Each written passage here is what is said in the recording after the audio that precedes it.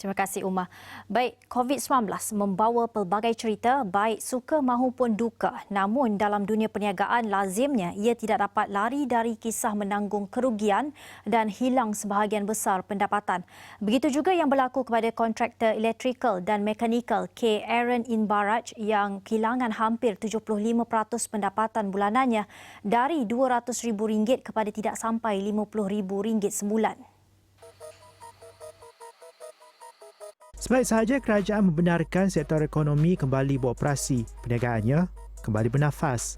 Begitupun kesukaran dihadapi ketika tempoh Perintah Kawalan Pergerakan PKP memberi tekanan hebat kepadanya.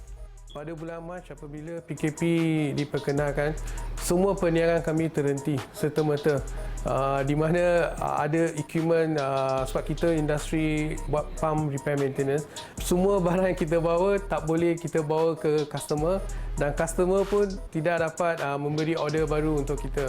Jadi pada saat itu bila semua benda ni terhenti, kita memang terasa tertekan kerana tidak boleh invoice kepada customer. Customer pula tidak dapat membuat sebarang pembayaran untuk kita.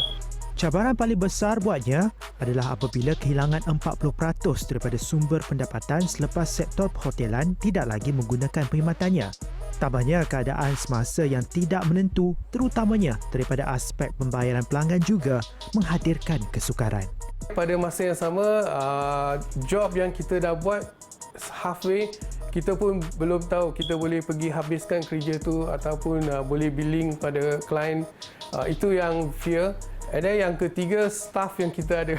Kita ada dekat, masa tu kita ada dekat 15 staff. Apakah staff-staff ni dapat di-maintain ataupun apa akan berlaku pada mereka.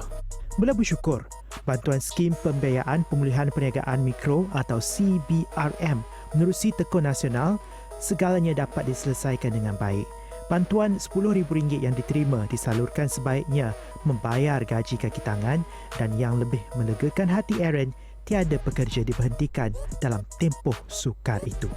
Bila fund ni masuk, dia bagi kita confident that something good is going to continue to happen.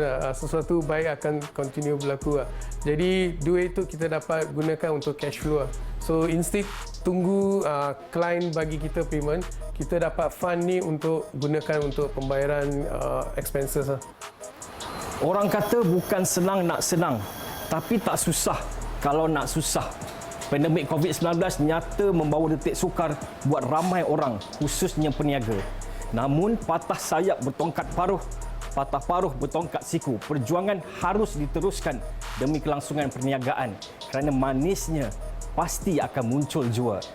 Ridauddin Daud dan juru kamera Muhammad Rozi untuk Astro Awani.